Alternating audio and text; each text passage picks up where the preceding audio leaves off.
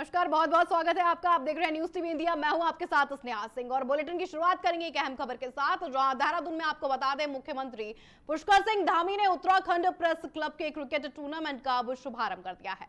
इस मौके पर बता दें मुख्यमंत्री ने खुद मैदान में उतरकर क्रिकेट खेला और खिलाड़ियों का हौसला भी बढ़ाया है। मुख्यमंत्री ने यह साफ तौर पर कहा कि खेल हमारे जीवन का एक अहम हिस्सा है, इससे शरीर फिट रहता है और दिमाग भी मजबूत होता है। उन्होंने युवाओं से ज्यादा खेलों में भाग लेने की अब अपील भी कर दी है। साथ में उन्होंने ये भी कहा कि राज्य सरकार खेल सुविधाओं को बेहतर बनाने के लिए लगातार काम कर रही है, ताकि खिलाड़ियों को आगे बढ़ने के अच्छे मौके भी मिल सके।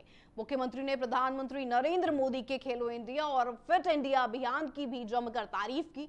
उन्होंने ये भी कहा कि यह अभियान युवाओं को खेलों से जोड़ने और स्वस्थ जीवन जीने के लिए प्रेरित कर रहे हैं। इस दौरान बता दें खिलाड़ियों में काफी उत्साह भी देखने को मिला। सरकार का यह साफ तौर पर कहना रहा कि आने वाले समय में राज्य में खेलों को और भी ज्यादा बढ़ावा दिया जाएगा। तो मुख्यमंत्री धामी ने खुद मैदान में पहुंचकर बल्लेबाजी की है। आपको बता दें उत्तरांचल के खिलाड़ियों के साथ उनका उत्साहवर्धन भी मुख्यमंत्री ने किया। बता दें प्रेस क्लब का शुभारंभ हुआ है, जिसको लेकर अब खिलाड़ी भी कोचेस भी साफ तौर पर उत्साहित नजर आए। मुख्यमंत्री ने बल्ला थाम के चौके छक्के लगाए हैं, उनसे सीधे तौर पर बातचीत की है और अब साफ कर दिया है कि खेलों पर अब सरकार का साफ तौर पर फोकस रहेगा।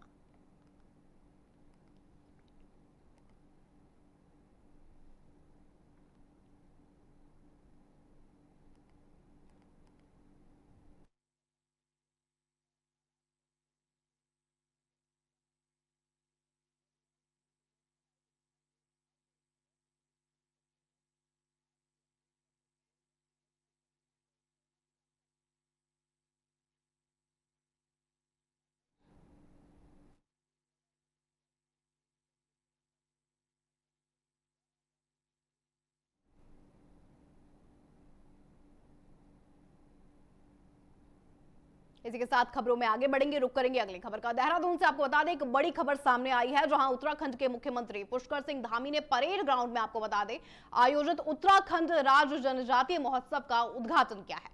इस मौके पर उन्होंने एक जनसभा को भी संबोधित किया है। साथ ही अपने भाषण में मुख्यमंत्री ने साफ तौर पर कहा कि उनकी सरकार ने प्रदेश में सख्त धर्मांतरण कानून लागू कर दिए हैं।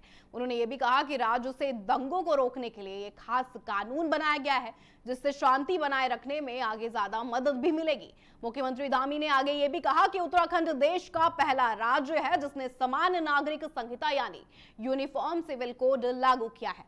उन्होंने ये भी बताया कि अब गुजरात सरकार ने भी इस तरह का कानून पास कर दिया है। मुख्यमंत्री के इस बयान के बाद अब राजनीतिक चर्चाएं तेज हो गई हैं। साथ ही आपको बता दें कार्यक्रम में बड़ी संख्या में लोग भी मौजूद रहे और महोत्सव का सभी ने मिलकर आनंद भी उठाया है। तो मुख्यमंत्री ने स्वयं इस कार्यक्रम का उद्घाटन किया। सख्त धर्मांतरण कानून लागू करने का अब ये बड़ा दावा मुख्यमंत्री की तरफ से सामने आया है, जहां पर आपको बता दें साफ तौर पर मुख्यमंत्री ने कहा कि राज्य में दंगों को रोकने के लिए खास कानून बनाया गया है, जिससे शांति बनाए रखने में सरकार को भी लोगों को भी मदद मिलेगी। साथ ही आपको बता दें उन्होंने ये भी कहा कि ये जो स्टेट है ये पहला राज्य है जिसने समान नागरिक कानून को बनाया है।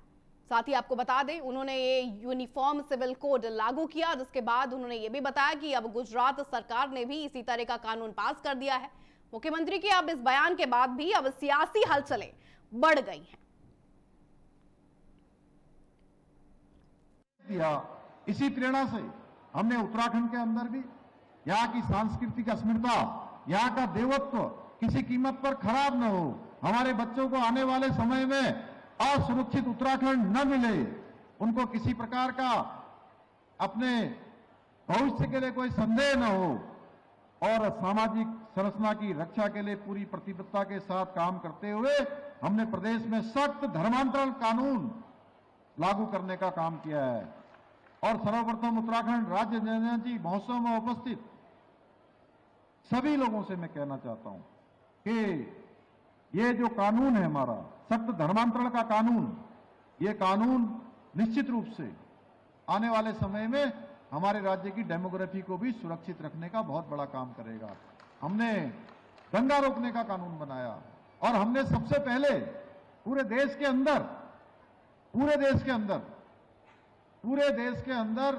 समान नागरिक संहिता का कानून हमने लागू किया और आज गुजरात की सरकार ने भी, आज वहां की विधानसभा ने भी समान नागरिक संहिता का विधेयक पारित कर दिया है। यानी कि मैं पहले ही कह रहा था कि यह गंगोत्री देवभूमि उत्तराखंड से निकल रही है और आने वाले समय में पूरे भारतवर्ष के हर राज्य को इसका फायदा मिलने वाला है, हर राज्य इसका लाभ लेने वाला है। इसकी शुरुआत हो गई है। भाइयों बहनों, हमने इसमें भी जनजाति समुदाय के बीच में जाकर, समाज के बीच में जाकर, जो संविधान में वर्णित है उस आर्टिकल के अंतर्गत देश और दुनिया इस समय एक मुश्किल दौर से गुजर रहे हैं। मिडिल ईस्ट में बढ़ते तनाव को लेकर भारत सरकार ने अपनी बातें साफ रखी हैं।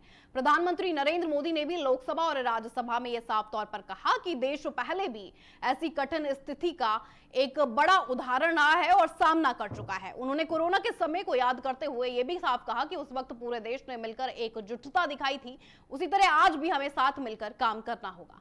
उन्होंने यह भी कहा कि जब दुनिया में संकट हो तब हमें घबराने की बिल्कुल भी जरूरत नहीं है और समझदारी और धैर्य के साथ काम करने की सभी को जरूरत है। उन्होंने यह भी कहा कि कोरोना के समय जैसे हमने अपने संसाधनों का सही इस्तेमाल किया था, वैसे ही इस बार भी हमें मिलकर आगे बढ़ना होगा। फिलहाल सरकार हालात पर लगातार नजर बनाए हुए है और देशवासियों से एकजुट रहने की लगातार अपील कर रही है, जिसके बाद अब मुख्यमंत्री पुष्कर सिंह धामी ने भी पीएम मोदी के इस बयान का एक बड़ा समर्थन किया है। वो भी कहते हुए नजर आए कि कोरोना के काल में जिस तरह से देश एकजुट साथ खड़ा रहा, कैसे सबने एक दूसरे की मदद करी और सारी गाइडलाइंस फॉलो करी, उसी तरह अभी भी हमें जरूरत है कि सब एक साथ मिलकर खड़े हों, संसाधनों का सही इस्तेमाल करें और हालात पर लगातार नजर बनाए रखें। सुनिए और क्या कुछ कहते नजर आए मुख्यमंत्री पुष्कर सिंह धामी।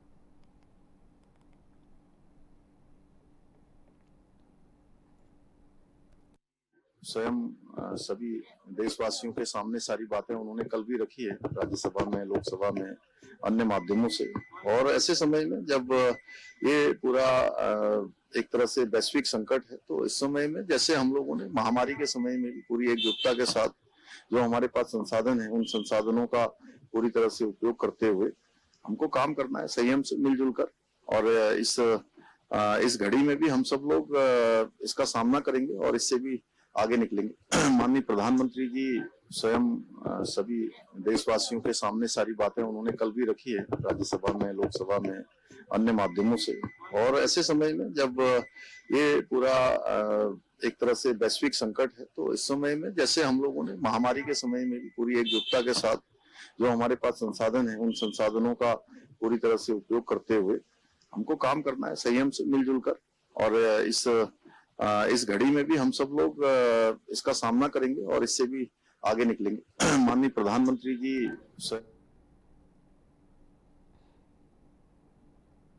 इसी के साथ आगे बढ़ेंगे, रुक करेंगे अगली खबर का। चैत्र नवरात्रि के पावन अवसर पर दुर्गा अष्टमी आज पूरे श्रद्धा और भक्ति के साथ पूरे देश में मनाई जा रही है। इस खास मौके पर राज्यपाल ने बता दें सोशल मीडिया पर जानकारी साझा की है। उन्होंने बताया कि लोक भवन में सपरिवार देवी स्वरूपा कन्याओं का विधि विधान से पूजन किया गया है। इस दौरान छोटी छोटी बच्चियों को देवी का रूप मानकर उनका सम्मान किया गया। कन्या पूजन के बाद उन्हें प्रसाद और उपहार भी दिए गए हैं। ये परंपरा नारी शक्ति के सम्मान और आस्था का प्रतीक मानी जाती है। राज्यपाल ने अपने संदेश में ये साफ तौर पर कहा है कि ये पर्व हमें बेटियों के सम्मान का महत्व याद दिलाता है। साथ ही उन्होंने मां दुर्गा से प्रदेशवासियों के सुख, समृद्धि और अच्छे स्वास्थ्य की कामना भी की। साथ ही नवरात्रि के इस पावन समय में प्रदेश भर में धार्मिक कार्यक्रमों का लगातार आयोजन किया जा रहा है और लोग पूरे उत्साह के साथ इस त्योहार को मना रहे हैं।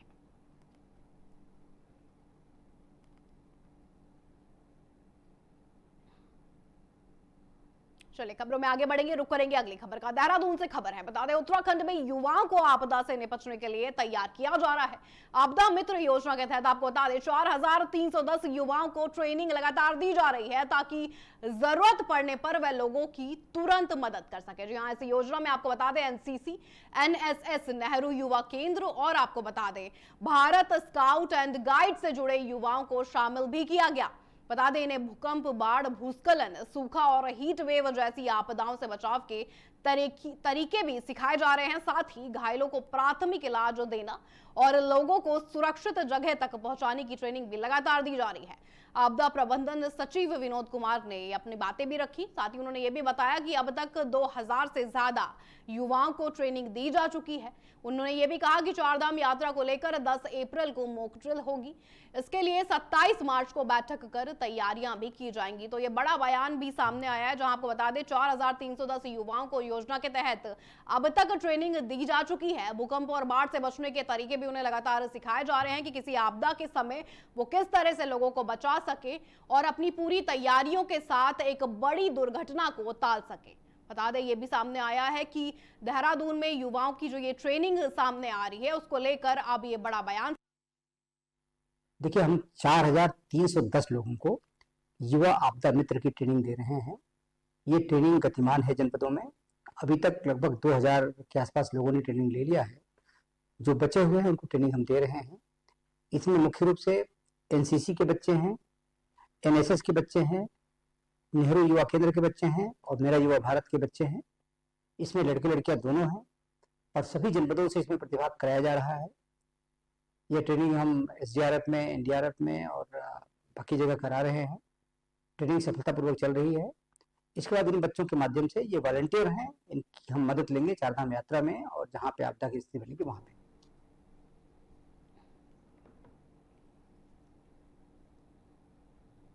इसी के साथ रुक करेंगे अगली खबर का। खबर है अल्मोड़ा से, जहां आपको बता दें नगर में इन दिनों कमर्शियल गैस सिलेंडर की कमी से व्यापारी लगातार परेशान है। इस समस्या को लेकर आपको बता दें व्यापार मंडल और होटल एसोसिएशन के पदाधिकारियों ने गैस मैनेजर से मुलाकात की और जल्द समाधान की मांगे भी अपनी रख दी हैं। व्यापारियों ने साफ तौर पर बताया है कि गैस की कमी का सीधा असर होटल और रेस्टोरेंट के काम पर पड़ रहा है। कई जगह काम धीमे हो गए हैं और दिक्कतें भी बढ़ती जा रही हैं। इस पर गैस मैनेजर ने साफ तौर पर कहा कि सिलेंडर का वितरण सरकार के नियमों के अनुसार ही किया जा रहा है। सप्लाई कम होने की वजह से जरूरत के हिसाब से गैस दी जा रही है ताकि ज्यादा से ज्यादा लोगों तक पहुंचा जा सके। उन्होंने व्यापारियों से भी अब ये बड़ी अपील कर दी है कि घबराएं नहीं और किसी भी अफवाह पर बिल्कुल भी ध्यान ना दें। साथ ही आपको बता दें उन्होंने भरोसा भी दिलाया कि हालात को सुधारने के लिए लगातार काम किया जा रहा है और जल्द ही सप्लाई बेहतर होगी। वहीं आपको बता दें व्यापार मंडल और होटल एसोसिएशन ने उम्मीद भी जताई है कि प्रशासन जल्द ही इस समस्या का स्थलीय हल निकालेगा, जिससे कारोबार फिर से सामान्य हो सके। यहाँ गैस एजेंसी में आकर प्रबंधक साहब से मिले और हमने उनको व्यापारियों का दुख दर्द सारा बताया कि जैसे हमारे आजकल लगन का टाइम है तो शादी विवाह समारोह संपन्न होने हैं, तो हमने उनसे कहा कि अगर हो सके तो आप जो अगर कार्ड लेके आता तो उनको 4 सिलेंडर दे दें, जिससे उनके वहाँ का कार्यक्रम संपन्न हो जाए। और जैसे हमारे बुकिंग जो हमारे ये लोग है टेंट वाले, इनको किस तरीके से सिलेंडर देंगे, तो उन्होंने हमें ये बताया कि जिस हिसाब से आज एसओपी आई है, हमने जो है बेस हॉस्पिटल, हॉलीडे होम, चौखान बटा, जितने भी जीएसटी वाले हैं उनको हमने एक सिलेंडर आज से वितरण करना शुरू कर दिया है। और आगे हमारी लगातार सरकार के माध्यम से भी बात चल रही है और जिला प्रशासन से भी हमारी बात चल रही है कि इस गंभीरता में आज देश में युद्ध चल रहा है। देखिए, गैस एजेंसी में सर ने बात करी, उनके द्वारा एक सुझाव ये दिया गया है कि अभी आज से उनके द्वारा कॉमर्शियल गैस सिलेंडर का वितरण किया गया है, जिसकी कड़ी में आज उन्होंने जो उनके रजिस्टर में भी जो होटल रेस्टोरेंट जो उनके यहाँ जीएसटी या क्लेम करते थे, उनको आज एक सिलेंडर देना स्टार्ट किया हुआ है। और उनसे भारत सरकार ने सभी लोगों को धीरे धीरे सिलेंडर मिलेगा। जैसे जैसे आगे भारत सरकार के एसओपी आते रहेंगे, उससे आपको सिलेंडर मिलते रहेगा।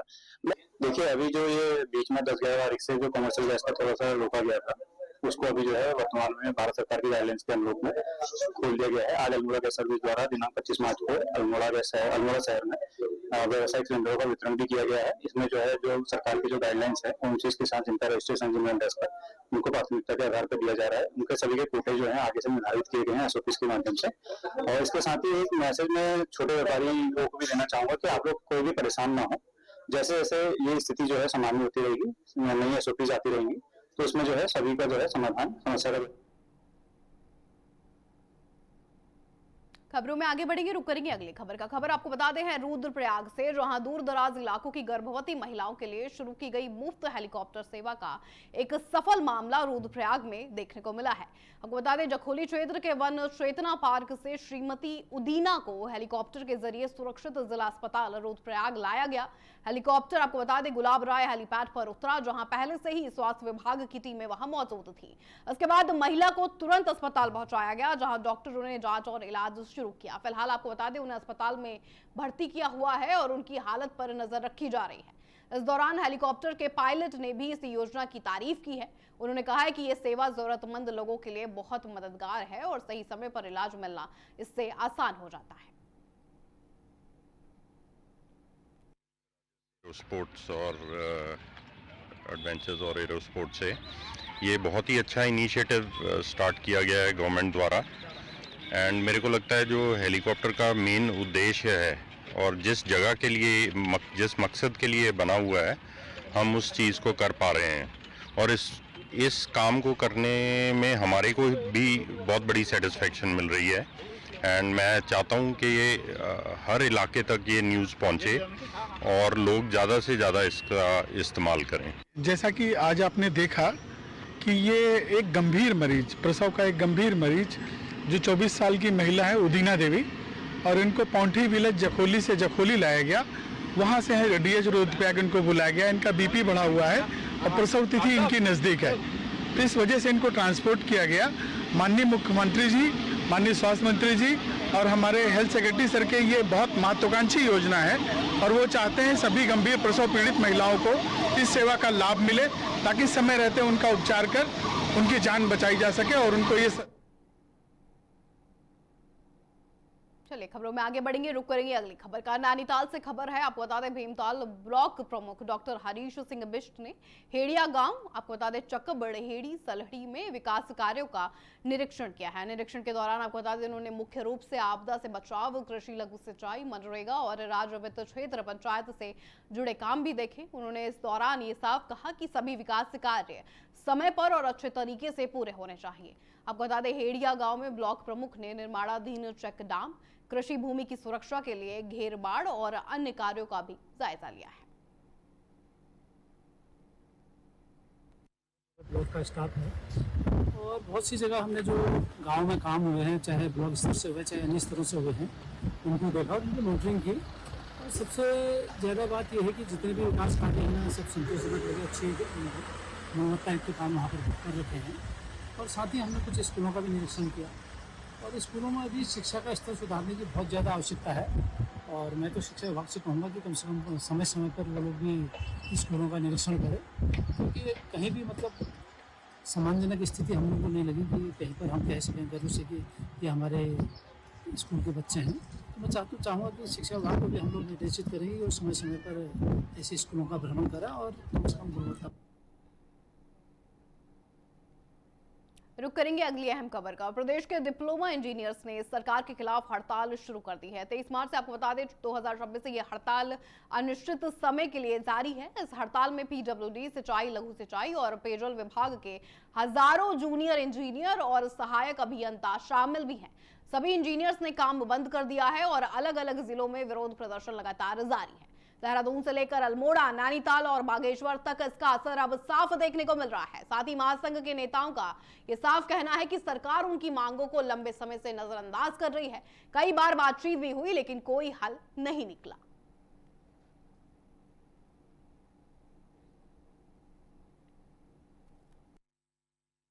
ये उत्तराखंड इंजीनियर महासंघ के बैनर तले द्वितीय चरण का जो धरना हमारा हड़ताल शुरू हुई है। इसमें हमने पहले चरण में जो ना सरकार को अपनी मांगों के संबंध में अवगत कराया था और चरणबद्ध तरीके से हमने दो मतलब जिला मुख्यालय पर और देहरादून में जो ना एक दिवसीय धरना प्रदर्शन प्रत्येक जिलों से और पूरे समस्त जिलों से जो ना हमने किया था। सारी 2 बार हमारी बैठकें भी हुई हैं शासन स्तर पर। तो महासंघ के बैनर तले ये द्वितीय चरण की जो ना हड़ताल हो रही है, जिसमें हमारी 27 मांगे हैं और वो सभी सदस्यों को प्रभावित कर रही हैं, जिससे जो ना जिसकी मांग बहुत दिनों से चल रही है लेकिन अब तक वो पूरी नहीं हुई है। तो अंत में आकर के हमें जो है हड़ताल का रुख लेना पड़ा है। हमारे जो पदाधिकारी है शासन स्तर पे मतलब देहरादून स्तर पे जो जनपद को और प्रदेश को पूरा देख रहे हैं, जिसमें पूरे जोर शोर से सभी सदस्य हमारे प्रतिभाग कर रहे हैं पूरी हड़ताल के अंदर।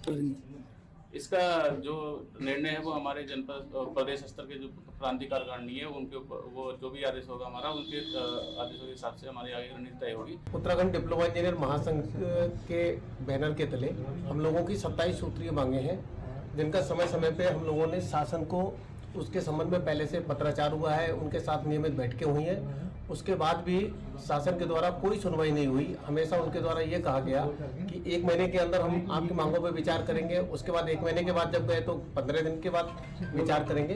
और अंतःगोत्वा हारते हुए हम लोगों ने शासन के विरुद्ध जाके और ये हड़ताल के उस पर आए हैं, 27 सूत्रीय मांगे हैं। और इस संबंध में ये भी बताना चाह रहे हैं कि जिस दिन हम लोग हड़ताल पे आए, उत्तराखंड डिप्लोमा इंजीनियर महासंघ के सारे सदस्य, पहले ही दिन शासन जो था अंदर तक हिल गया और उन्होंने तुरंत बुला लिया वार्ता करने के लिए। लेकिन जैसी उनकी हमेशा से रणनीति रही है कि किसी तरह मामले को टालते रहो, उनकी कार्यप्रणाली में भी यही रहता है कि बस कोई अगर समस्या आई है। चारधाम यात्रा 2026 की तैयारियां इस समय तेजी चल रही हैं। इस मुद्दे पर मुख्यमंत्री पुष्कर सिंह धामी ने ये साफ तौर पर बता दिया है कि इस साल यात्रा की शुरुआत 19 अप्रैल से होने वाली है। जी हां, उन्होंने ये साफ तौर पर कहा कि सरकार इस बार कोई कमी नहीं छोड़ना चाहती। अधिकारियों को भी साफ निर्देश दे दिए गए हैं कि यात्रा मार्ग पर पीने का पानी, साफ शौचालय, अच्छी स्वास्थ्य सेवा और ट्रैफिक की सही व्यवस्था हो। मुख्यमंत्री ने यह भी बताया कि साल 2025 में खराब मौसम और प्राकृतिक आपदाओं के कारण यात्रा में दिक्कत आई थी, फिर भी 51 लाख से ज्यादा श्रद्धालु दर्शन के लिए पहुंचे थे। इस साल अभी तक आपको बता दें 10 लाख से ज्यादा लोग रजिस्ट्रेशन कर चुके हैं। वहीं गेस्ट हाउस में 5 करोड़ रुपयों से ज्यादा की एडवांस बुकिंग भी हो चुकी है।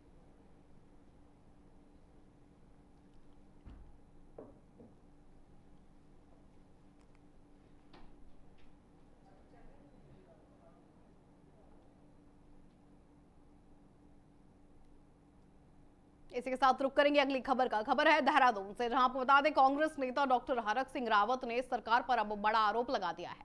उन्होंने ऋषिकेश के आपको बता दें रानी पोखरी में बनने वाली नेशनल लॉ यूनिवर्सिटी को लेकर अब सवाल उठा दिए हैं। डॉक्टर रावत ने यह साफ तौर पर कहा कि बीजेपी सरकार के समय पूर्व मुख्यमंत्री त्रिवेंद्र सिंह रावत के कार्यकाल में इस यूनिवर्सिटी के लिए जमीन दी गई थी।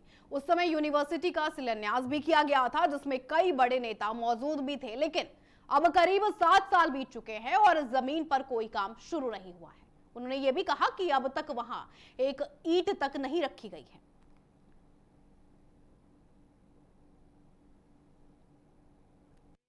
अप्रैल 2019 को जियो जारी हुआ कि रानी पोखरी देहरादून जनपद में राष्ट्रीय विधि विश्वविद्यालय स्वीकृत किया गया। महामहिम राज्यपाल ने सरकार की संस्तुति पर यह विश्वविद्यालय स्वीकृत कर दिया। 2 मार्च 2019 को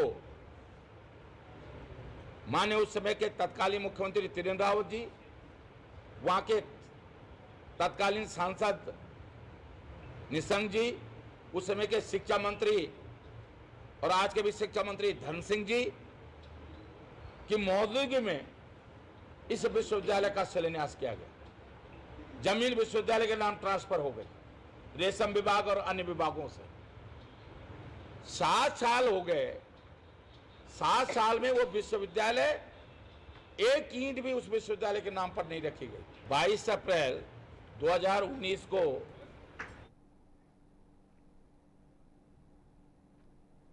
खबरों में आगे बढ़ेंगे, रुक करेंगे अगली खबर का। बता दें आपको मुख्यमंत्री पुष्कर सिंह धामी की अध्यक्षता में सचिवालय में कैबिनेट बैठक हुई है। मंत्रिमंडल विस्तार के बाद ये पहली बैठक थी जिसमें 16 अहम फैसलों पर मुहर लगी है। साथ ही आपको बता दें बैठक की शुरुआत में मुख्यमंत्री ने नए मंत्रियों का स्वागत किया और उनसे राज्य के विकास में सक्रिय भूमिका निभाने की एक बड़ी अपील भी की है। इस दौरान नरेंद्र मोदी की शुभकामना संदेश की भी जानकारी दी गई, जिस पर कैबिनेट में धन्यवाद जताया। साथ ही कैबिनेट ने बड़ा फैसला लेते हुए बता दें गेहूं और धान खरीद पर केंद्र के बराबर मंडी शुल्क देने को मंजूरी भी दे दी है। साथ ही 5वां विधानसभा सत्र बुलाने पर भी सहमति बनी है। वन विभाग में एक बड़े पद के लिए आपको बता दें सेवा अवधि 25 साल से घटाकर 22 साल भी कर दी गई है।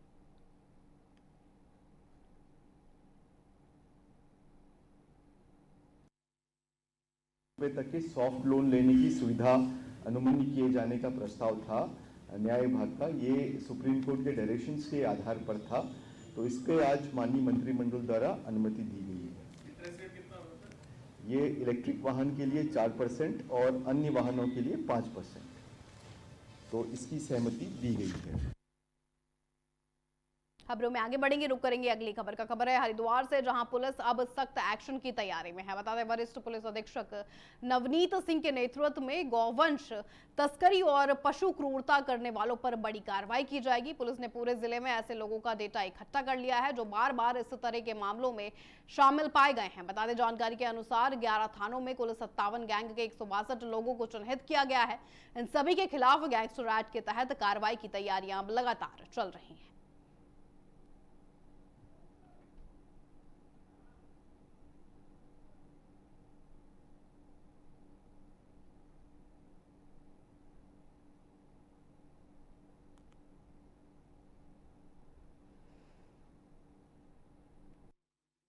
उत्तराखंड द्वारा निर्देशित किया गया था कि जो इस प्रकार के अपराधी हैं जिनके खिलाफ गौवंश संरक्षण अधिनियम में मुकदमे हैं या पशु क्रूरता से संबंधित अधिनियम में मुकदमे हैं, उनके खिलाफ कार्रवाई करने हेतु निर्देशित किया गया था। तो इसी क्रम में जो गौवंश संरक्षण स्क्वाड है हरिद्वार पुलिस का, उसको स्ट्रेंथन किया गया और इसमें पिछले 1 महीने में बहुत ज़्यादा कार्रवाई भी हुई है। बहुत सूचनाएं आई और बहुत सारी सूचनाओं में पाया गया कि वास्तव में बहुत लोग इसमें इन्वॉल्व हैं और इसमें जो इनका इनका आपराधिक इतिहास जो है खंगाला गया। तो इसमें एक डिटेल्ड होमवर्क करके इसमें 57 गैंग चिन्हित किए हैं पूरे जनपद में, जो कि 11 थाना क्षेत्रों के हैं। और ज़्यादातर इसमें देहात किए हैं। 57 जो गैंग चार्ट हम बना रहे हैं, इसमें 162 टोटल अभियुक्त हैं जिनके खिलाफ गैंगस्टर एक्ट में कार्रवाई की जा रही है। और इसके अतिरिक्त हमारे 67 गुंडा एक्ट की कार्रवाई कर रहे हैं और 122 के अगेंस्ट हम 129 बीएनएस से कार्रवाई कर रहे हैं।